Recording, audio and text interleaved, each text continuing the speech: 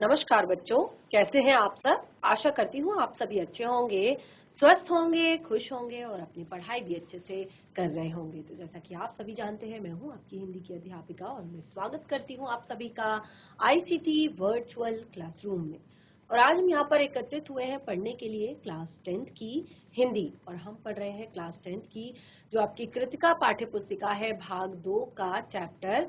यहाँ पर जो चैप्टर है वो है हमारा साना साना हाथ जोड़ी। तो इस पाठ को हम अपने लास्ट 2 सेशंस में पढ़ चुके हैं। हमने काफी सारी चीजें यहाँ पर जान ली है। तो हमारा ये जो चैप्टर है इसकी लेखिका है मधु कंकड़िया जी।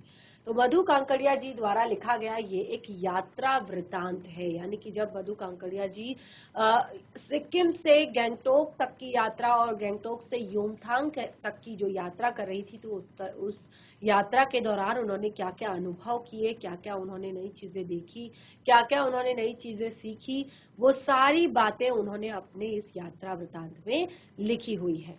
तो जैसे कि हमने कहा कि हम अपने लास्ट 2 सेशन से इन चैप्टर्स को इस चैप्टर को पढ़ रहे हैं। तो इसमें एक प्रार्थना जो शुरुआत में ही मधु कांकड़िया जी ने बताई थी, साना साना हाथ जोड़ी गर्दहूं प्रार्थना का यहाँ पर मतलब बताया था कि छोटे छोटे हाथ जोड़कर प्रार्थना करना। जैसे कि हमारे चैप्टर का नाम है साना साना हाथ जोड़ी। तो ये वहां पर स्कूल के बच्चों द्वारा गाई जाने वाली एक प्रार्थना है, जिसका अर्थ है कि वो छोटे छोटे हाथों से प्रार्थना कर रहे हैं, छोटे छोटे हाथों से भगवान को बुला रहे हैं। तो यहाँ पर हमने मधु कांकड़िया जी के जीवन परिचय को यहाँ पर पढ़ लिया था कि मधु कांकड़िया जी का जन्म सन 1957 में हुआ था और इन्होंने कोलकाता विश्वविद्यालय से अर्थशास्त्र में एमए किया, साथ ही कंप्यूटर एप्लीकेशन में डिप्लोमा भी किया। और मधु कांकड़िया जी की रचनाओं में विचार और संवेदनाओं की नवीनता मिलती है और इन्होंने कई सुंदर यात्रा वृतांत लिखे हैं। जैसे कि आप देख सकते हैं, आपका जो चैप्टर है साना साना हाथ जोड़ी, बहुत ही सुंदर, बहुत ही प्यारा यात्रा वृतांत है। अगर आप इसको ध्यान पूर्वक पढ़ते हैं तो बिल्कुल आपको लगता है कि आप जैसे स्वयं यात्रा कर रहे हैं, आप स्वयं जैसे इस यात्रा पर निकले हुए हैं। और यहाँ पर इनकी प्रमुख रचनाएं भी दी गई हैं। जो पत्ताखोर ये उपन्यास है, सलाम आखिरी, ये खुले गगन के सितारे, बीते हुए, अंत में ईशु, ये इनके कहानी संग्रह हैं। तो कुछ यहाँ पर इनके जीवन के बारे में हमने पढ़ा। उसके बाद हमने यहाँ पर देखिए, क्योंकि जो हमारा ये चैप्टर है, जो ये पाठ है, ये इस तरह का है कि यहाँ पर जो लेखिका है उन्होंने पूरे जो हमारा पर्यावरण है, जो पूरा वातावरण है, जो हिमालय है, उसके बारे में बताया है। तो देखिए, यहाँ पर रामधारी सिंह दिनकर जी की कुछ पंक्तियां इन्होंने दी है कि मेरे नगपति मेरे विशाल साकार दिव्य गौरव विराट पौरुष के पुंजीभूत ज्वाल, मेरी जननी के हिम किरीट, मेरे भारत के दिव्य भाल, मेरे नगपति मेरे विशाल।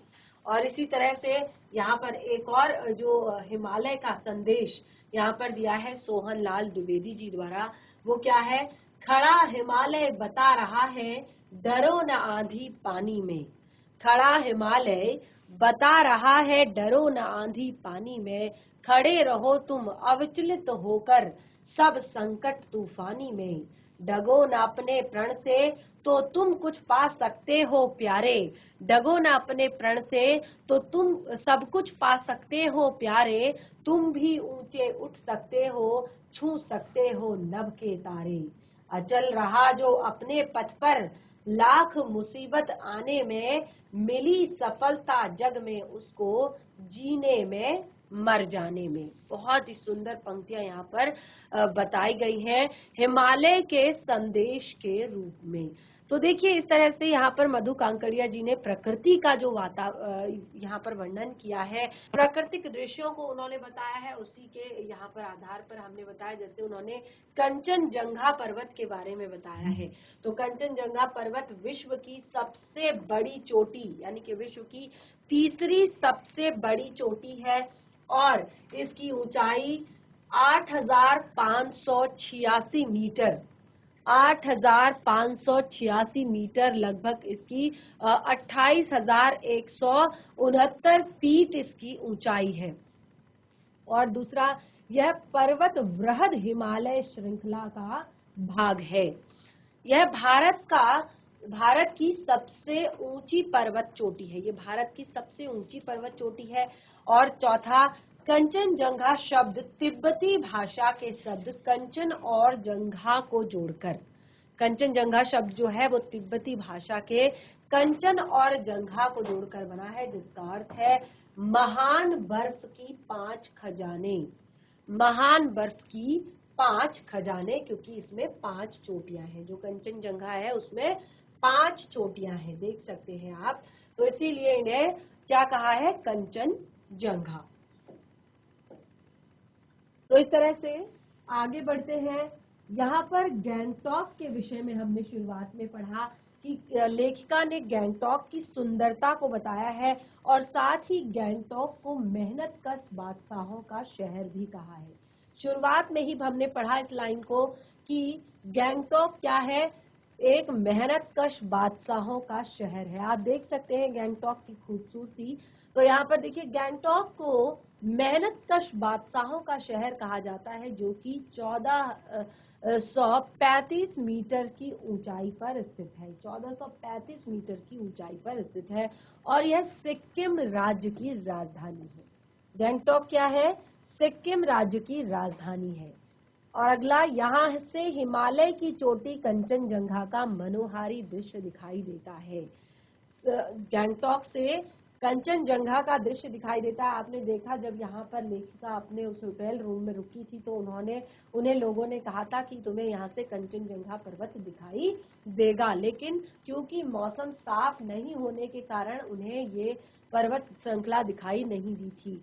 गैंगटॉक मठों की नगरी तथा बौद्ध तीर्थ स्थल है। जैसे कि हमने अपने चैप्टर में पढ़ा कि किस तरह से लेखिका जब गैंगटॉक से युमथांग के लिए निकली थी तो पूरे रास्ते भर में उन्हें क्या क्या चीजें दिखाई दी थी, किस तरह से उन्हें धर्म चक्र दिखाई दिया था, किस तरह से उन्हें बौद्ध पताकाएं दिखाई दी थी, किस तरह उन्हें वहां पर जो सिक्किम के, यानी कि गैंगटॉक सिक्किम के जो लोग हैं, आम लोग जो है, जो आज भी बिल्कुल उसी तरह से मेहनत करते हैं, उसी तरह से काम करते हैं, जो ग्रामीण वहाँ की महिलाएं हैं और जो पुरुष हैं, जो बच्चे हैं, उन सभी के बारे में यहाँ पर लेखिका ने डिस्कस किया था। अब यहाँ पर देखिए जो गैंगटॉक का रोपवे है, आप देख सकते हैं कितना सुंदर दृश्य यहाँ पर दिखाया गया है। और यहाँ का जो टेम्परेचर रहता है वर्ष पर्यंत, यानी कि साल भर का जो टेम्परेचर है, जो एक तरह से नॉर्मल टेम्परेचर जो होता है वो लगभग 22 से 25 डिग्री रहता है वर्ष पर्यंत। यानी कि यहाँ पर ना तो बहुत ज्यादा ठंड पड़ती है और ना ही बहुत ज्यादा गर्मी होती है। एक टेम्परेचर जो है बिल्कुल सटीक रहता है, 22 से 25 डिग्री सेल्सियस। दूसरा, यह एक मनोरम पर्यटक स्थल है और यहाँ लोगों के मुख्य आय, और पर्यटन ही यहाँ के लोगों का मुख्य आय का स्रोत है। यानी कि यहाँ पर पर्यटन ही लोगों के मुख्य आय का स्रोत है। और यह नगर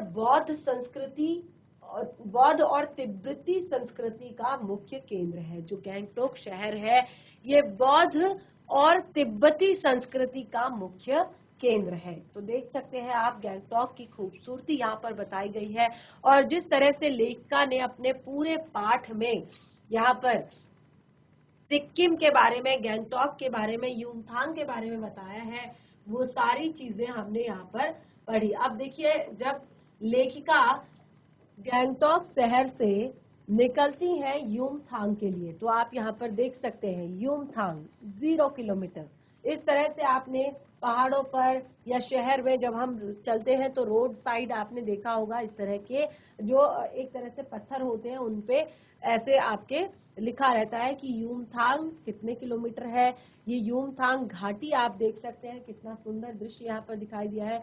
तो युमथांग करीब 11,800 फीट की ऊंचाई पर है। युमथांग जो है वो 11,800 फीट की ऊंचाई पर है और यह स्थान चारों तरफ से पर्वतों से घिरा हुआ है और पर्वत चोटियों को मुंह उठाकर देखने ऐसा लगता है कि पर्वत चोटियों को मुंह उठाकर देखने पर ऐसे लगता है जैसे हम ऊपर देखते हैं पर्वत चोटियों को, तो ऐसा लगता है कि स्वर्ग यहीं पर है और यहाँ की सुंदरता को देखकर लगता है कि किसी दूसरी दुनिया में आ गए हैं। और यहाँ पर बहुत सारे गर्म खारे पानी के स्रोत हैं जिनका तापमान 106 डिग्री सेल्सियस यानी कि बहुत ही ज्यादा तापमान जिसका है, जो कि सल्फ्यूरेटेड हाइड्रोजन गैस के बुलबुले छोड़ते हैं। और ये जो पानी है ये सल्फ्यूरेटेड हाइड्रोजन गैस के बुलबुले छोड़ते हैं। तो इस तरह से देखिए युमथांग के बारे में लेखिका ने यहाँ पर बताया था और हम अपने चैप्टर में यहाँ काफी आगे तक पहुंच गए थे कि किस तरह से वहां पर जो बौद्ध पताकाओं के विषय में लेखिका ने कहा था। देखिए युमथांग से आगे जो है 26 किलोमीटर आगे, युमथांग से 26 किलोमीटर आगे पर 0 पॉइंट है।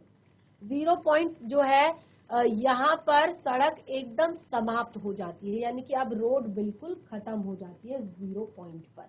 ठीक है, यहाँ से चीन की सीमा काफी नजदीक है। फिर यहाँ से चीन की सीमा काफी नजदीक है और मई माह में भी यहाँ बर्फ का अनुभव हो सकता है। देख सकते हैं आप, जो मई का महीना होता है यानी कि एकदम भीषण गर्मी का जो समय होता है, उस समय पर भी यहाँ पर बर्फ अनुभव की जाती है। युमथांग का शाब्दिक अर्थ है घाटियां। युमथांग का शाब्दिक अर्थ क्या है? घाटियां। तो बहुत ही सुंदर, बहुत ही प्यारा ये यात्रा वृतांत लेखिका ने यहाँ पर लिखा है। आगे इसके बारे में पढ़ेंगे। यहाँ पर लेखिका ने जो कटाव एक जगह है उसके बारे में भी बिल्कुल यहाँ पर डिस्कस किया है। तो कटाव को भारत का स्विट्जरलैंड कहा जाता है। जो कटाव जगह है उसे भारत का स्विट्जरलैंड कहा जाता है और कटाव की सुंदरता बहुत ही ज्यादा असीम है, बहुत ही ज्यादा सुंदर है ये कटाव। और सबसे मेन बात है कि यहाँ पर कोई भी दुकान नहीं है। और देखिए इसके लिए भी यहाँ पर आगे एक प्रश्न आपका बनेगा कि यहाँ पर दुकान नहीं है तो इसके क्या फायदे हैं। कटाव 15,000 फीट की ऊंचाई पर है और यहाँ से हिमालय की चोटियां बर्फ जो हिमालय की चोटियां हैं बर्फ से ढकी, वे मन को हर लेती हैं। यानी कि एक तरह से अगर उन्हें देखें तो हम उसमें लगभग खो जाते हैं। तो बहुत ही सुंदर, बहुत ही प्यारा है ये कटाव और यह स्थान चीनी सीमा के बिल्कुल नजदीक है। जो कटाव है ये चीनी सीमा के बिल्कुल नजदीक है। तो काफी सारी चीजें ऐसी हैं जो अभी तक हमने यहाँ पर अपने चैप्टर में पढ़ी और अब हमने इनको पॉइंट वाइज यहाँ पर समझ लिया है।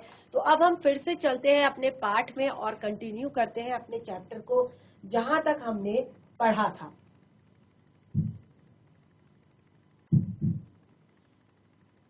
तो देखिए काफी आगे तक हम बढ़ चुके थे अपने पाठ में। जैसे कि मैंने आपको बताया यहाँ पर हमने सिक्किम के बारे में पढ़ लिया था, हमने गैंगटोक के बारे में पढ़ लिया था, हमने युमथांग के बारे में पढ़ लिया था कि किस तरह से लेखिका बताती हैं कि जो उनका गाइड कम ड्राइवर कम गाइड जो है, यानी कि वो ड्राइवर भी है और साथ में गाइड भी है जिसका नाम जितेन है, वो अलग अलग तरह से बताता है यहाँ की सुंदरता के बारे में। और देखिए अब हिमालय को सलामी देनी चाहिए, वो यहाँ पर बताते हैं मेरे नगपति मेरे विशाल। अभी अभी हमने यहाँ पर पढ़ी थी जो कविता लिखी गई थी हिमालय के बारे में, मेरे नगपति मेरे विशाल। तो वो कहती है मैंने हिमालय को सलामी देनी चाहिए। और तभी जीप रुकी खूब ऊंचाई पर पूरे वेग से, शिखरों के भी शिखर से गिरता फेन। तो इस तरह से इसको क्या कहा जाता है? 7 सिस्टर्स वाटरफॉल। इस वाटरफॉल को कहा जाता है 7 सिस्टर वाटरफॉल। तो वहां पर लेखिका जो है बिल्कुल वहां पर बैठ गई और उसको एक तरह से अनुभव करने लगी। और इस तरह से अब आगे वो सारी चीजें बिल्कुल दिल से अनुभव कर रही हैं और सारे जितने भी बाकी लोग हैं उनकी गाड़ी में वो क्या कर रहे हैं, उसको उनकी फोटो क्लिक कर रहे हैं। लेकिन वो कहती हैं कि मैं इसको बैठकर ध्यान से देख रही हूँ, लेकिन तभी जितेन उनको उठाता है और कहता है कि मैडम आगे और भी बहुत सुंदर सुंदर जगह है, आपको आगे और भी बहुत सारी चीजें देखने को मिलेंगी। तो इस तरह से धीरे धीरे जो धुंध की चादर हटती है और वहाँ पहाड़ नहीं है, दो विपरीत दिशाओं से आते छाया पेड़, और थोड़ी देर बाद ही वे छाया पेड़ अपने श्रेष्ठतम रूप में मेरे सामने थे। लेखिका कहती है कि जीप थोड़ी देर के लिए वहां पर फिर रुकवा दी गई। मैंने गर्दन घुमाई तो सब ओर जैसे जन्नत बिखरी हुई थी। नजरों के छोर तक खूबसूरती ही खूबसूरती थी, अपने को निरंतर दे देने की अनुभूति कराते पर्वत, झरने, फूलों की घाटियां, वादियों के दुर्लभ नजारे, और वहीं पर कहीं पर लिखा था थिंक ग्रीन। तो लेखिका कहती हैं ये बहुत आश्चर्य की बात है कि पल भर में ब्रह्मांड में कितना कुछ घटित हो रहा है।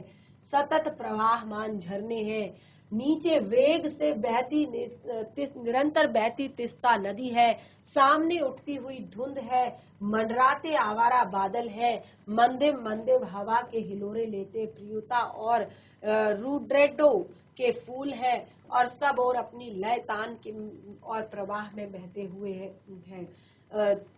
चैरोवित, तो यहाँ पर देखिए एक शब्द प्रयोग किया गया है जिसका अर्थ है चलते रहो चलते रहो, और समय के इसी सतत प्रवाह में तिनके सा बहता हमारा वजूद।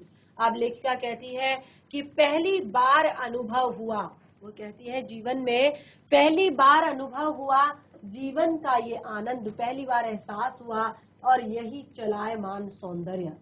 संपूर्णता के उन क्षणों में मन इस बिखरे सौंदर्य से इस कदर एकात्मित हो रहा था कि भीतर और बाहर की रेखा मिट रही थी। यानी कि उस समय पर जो इतनी ज्यादा सुंदरता आसमान में थी, इतनी ज्यादा सुंदरता उस जगह पर थी कि लेखिका कहती है कि मैं सचमुच ईश्वर के निकट थी, और सुबह सीखी हुई जो प्रार्थना थी वो फिर से उनके होठों पर चढ़ गई।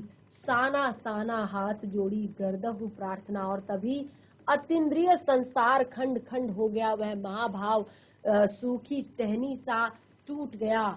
दरअसल मंत्र मुग्ध सी मैं तंद्रिल अवस्था में थोड़ी दूर तक निकल आई। यानी कि एक तरह से बिल्कुल अलसाई सी, वो कहती हैं कि मैं बिल्कुल तंद्रिल अवस्था में, तंद्रा यानी कि एक तरह से निद्रा की अवस्था में वो थोड़ी देर दूर निकल आई चलते चलते, और वो कहती हैं अचानक मेरे पैरों में ब्रेक सी लगी। यानी कि अचानक मैं रुकी, जैसे समाधि स्थल भाव में नृत्य करती किसी आत्मलीन नृत्यांगना के नुपुर अचानक टूट गए हों।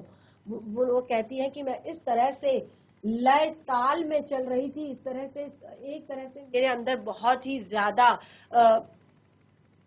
आनंद की अनुभूति उन्हें हो रही थी। तो उन्होंने कहा कि ऐसा लगा जैसे नृत्य करती हुई जो नृत्यांगना है उसके नुपुर अर्थात घुंघरू अचानक टूट गए हों। वो कहती है मैंने देखा इस अद्वितीय सौंदर्य से निरपेक्ष कुछ पहाड़ी औरतें पत्थर पर बैठी पत्थर तोड़ रही हैं। गूंधे आटे सी कोमल काया पर हाथों में कुदाल और हथौड़े हैं, यानी कि बहुत ही सुंदर, बहुत ही कोमल उनके हाथ पैर हैं। कईयों की पीठ पर बंधी डोको यानी कि एक बहुत बड़ी सी टोकरी होती है, अगर आप लोगों ने देखी होगी तो इस तरह से टोकरी होती है और इस तरह से वो बनी रहती है टोकरी, उसे डोका कहते हैं पहाड़ी भाषा में। और उसमें जो महिलाएं होती हैं वो घास और जो पत्ते होते हैं वो लेकर जाती हैं, और साथ ही जो भी सामान उन्हें ढोना होता है वो सामान ढोती हैं, और उस पर इस तरह से रस्सी लगी होती है। तो इस तरह से लेखिका कहती है कि कुछ औरतें जो है पत्थर पर बैठकर पत्थर तोड़ रही थी, गूंथे आटे सी कोमल काया पर, हाथों में कुदाल और हथौड़ा, कईयों की पीठ पर बंधी डोकों में उनके बच्चे भी थे, और कुछ कुदाल को भरपूर ताकत के साथ जमीन पर मार रही थी। यानी कि कुछ जो औरतें थी वो गुड़ाई कर रही थी, यानी कि जमीन पर खुदाई कर रही थी वो, इतने स्वर्गीय सौंदर्य, इतना सुंदर जो स्वर्गीय सौंदर्य है यहाँ पर नदी, फूलों और वादियों और झरनों के बीच भूख, मौत और दैन्य जिंदा रहने की है जंग। तो वो कहती है इतनी सुंदरता के बीच, इतने स्वर्गीय सौंदर्य के बीच, नदी, फूलों, वादियों और झरनों के बीच भूख और मौत और दैन्य जिंदा रहने की ये जंग, ये एक तरह से जिंदा रहने की ये जंग है। तो लेखिका कहती है कि मातृत्व और श्रम साधना, मातृत्व और श्रम साधना साथ साथ, दोनों चीजें साथ साथ चल रही है। मातृत्व का भी पालन किया जा रहा है, यानी कि अपने बच्चों का भी पालन पोषण किया जा रहा है, उनकी भी देखभाल की जा रही है, और साथ ही यहाँ पर श्रम साधना भी हो रही है, काम भी किया जा रहा है। वहीं पर खड़े BRO, border road organisation, border road organisation के एक कर्मचारी से पूछा मैंने यह क्या हो रहा है, तो उसने कहा वो कहते हैं मैंने बोर्ड रोड ऑर्गेनाइजेशन के एक आदमी से पूछा कि ये क्या हो रहा है, तो उसने चहुलबाजी, यानी कि एक तरह से चहुलबाजी के अंदाज में बताया कि जिन रास्तों से गुजरते हुए आप हिम शिखरों से टक्कर लेने जा रही है, यानी कि एक तरह से उत्साहित होकर कहा कि जिस रास्ते से होते हुए आप इन हिम शिखरों से टक्कर लेने जा रही है, उन्हीं रास्तों को ये पहाड़ें चौड़ा बना रही हैं, यानी कि ये तोड़ रही, खुदाई कर रही हैं और उन पर वो पत्थर बिछा रही है। तो लेखिका ने कहा कि बड़ा खतरनाक कार्य होगा यह, मेरे मुंह से अकस्मात निकला, यानी कि अचानक निकला। लेखिका कहती है ये तो बहुत खतरनाक काम है। वह संजीदा हो गया, यानी कि वो एक तरह से एकदम एक तरह से पूरा एक्साइटेड हो गया और कहने लगा पिछले महीने तो एक जान भी चली गई थी, बड़ा दुस्साध्य कार्य है पहाड़ों पर रास्ता बनाना। पहले डायनामाइट से चट्टानों को उड़ा दिया जाता है, फिर बड़े बड़े पत्थरों को तोड़ मोड़ कर एक आकार के छोटे छोटे पत्थरों में बदला जाता है, फिर बड़े से जाले में उन्हीं लंबी पट्टी की तरह बिछाकर कटे रास्तों पर बाड़े की तरह लगाया जाता है।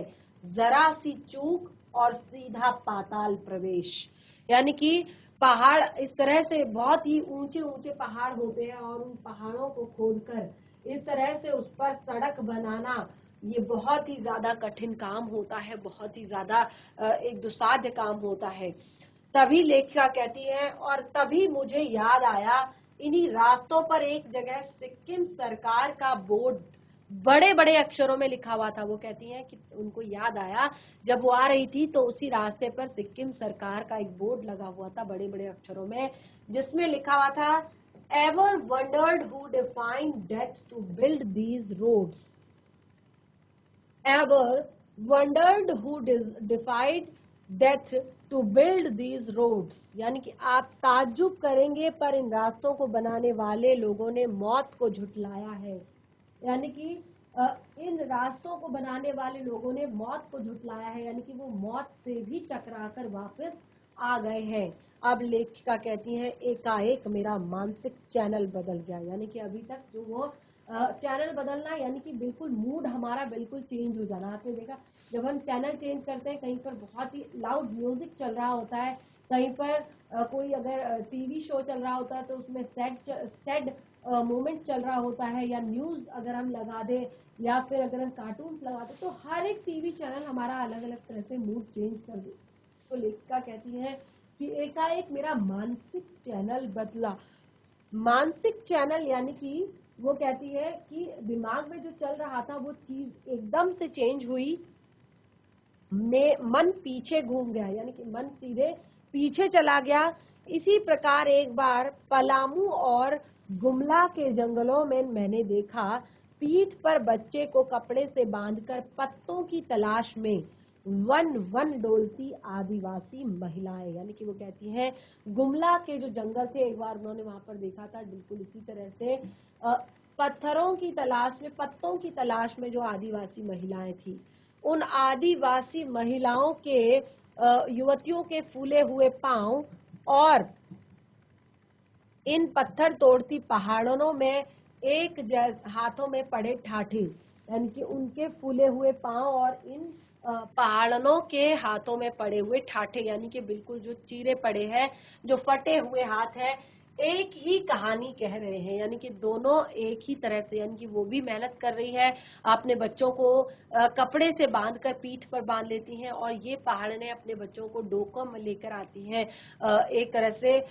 तो जिंदगियों की ये कहानी हर जगह एक सी है। यहाँ पर अलग अलग चीजें देखिए, अभी तक उन्होंने एक चीज पढ़ी कि हमारे देश की आत्मा एक है, भले ही हम अलग अलग तरह के लोग हों, अलग अलग तरह की विचारधारा हो, अलग अलग तरह से रहते हों, अलग अलग तरह से खाते हों, अलग अलग तरह से पीते हों, भले ही हमारा स्टैंडर्ड अलग हो, लेकिन जो विश्वास है लोगों के अंदर, जो आस्था है लोगों की, वो सबकी एक जैसी है, हमारे मन एक जैसे हैं। और यहाँ पर तो अब लोगों का एक तरह से जीवनचर्या भी लगभग एक जैसी है, कि वो कहती हैं कि उन आदिवासी युवतियों और यहाँ की जो महिलाएं हैं, इनकी जिंदगी की कहानी एक जैसी है।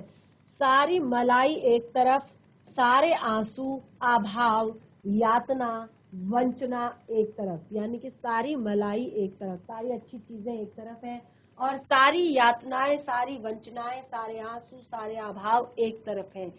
और तभी यहाँ पर लेखिका कहती है, मेरी सहयात्रिणी मणि और जितेन मुझे खोजते खोजते वहां तक आ गए थे, क्योंकि लेखिका काफी आगे निकल चुकी थी इस तरह से बातें सोचते सोचते। और वो कहती हैं कि तभी उनकी जो सहयात्री थी मणि और उनके ड्राइवर कम गाइड जो थे जितेन, वो उन्हें ढूंढते ढूंढते वहां पर आ गए थे। अब वो कहती है, उन्होंने जितेन ने जब उन्हें गमगीन देखा, यानी कि दुखी देखा, तो जितेन कहने लगे, मैडम ये मेरे देश की आम जनता है, मैडम ये मेरे देश की आम जनता है, इन्हें तो आप कहीं भी देख लेंगी।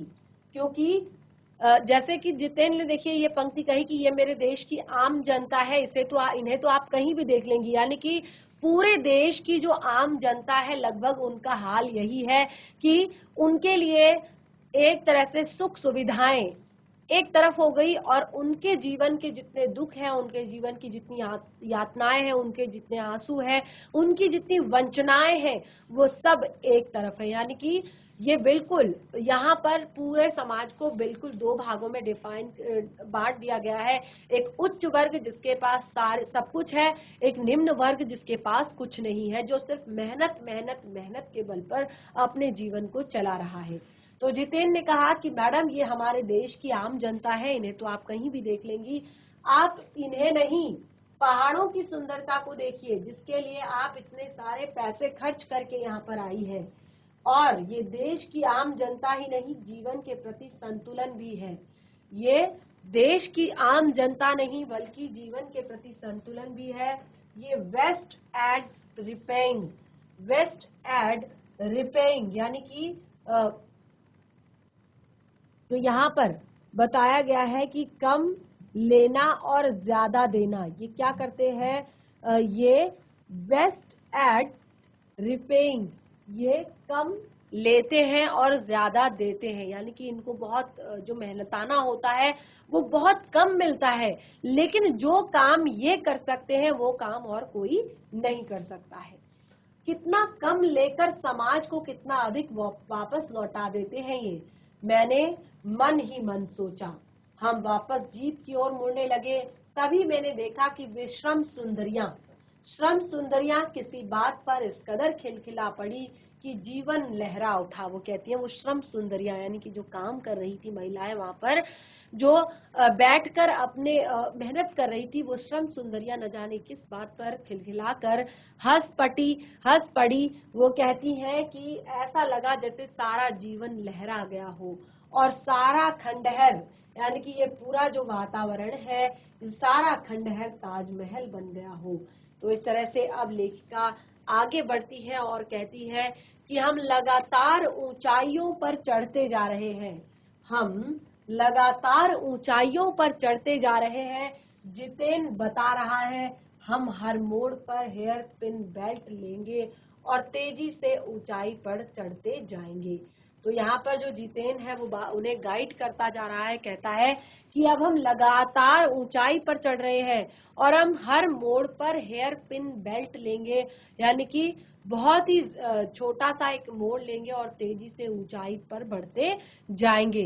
हेयर पिन बेल्ट के ठीक पहले, हेयर पिन बेल्ट के ठीक पहले एक पड़ाव पर देखा 7-8 वर्ष की उम्र के ढेर सारे पहाड़ी बच्चे स्कूल से लौट रहे हैं। लेखिका कहती है कि हेयर पिन बेल्ट पर पहुंचने से पहले उन्होंने एक मोड़ पर देखा कि 7-8 स्कूली बच्चे जो ढेर सारे जो पहाड़ी बच्चे हैं वो स्कूल से आ रहे हैं और वो हमसे लिफ्ट मांग रहे हैं। लेखिका कहती है कि वो हमसे लिफ्ट मांग रहे थे।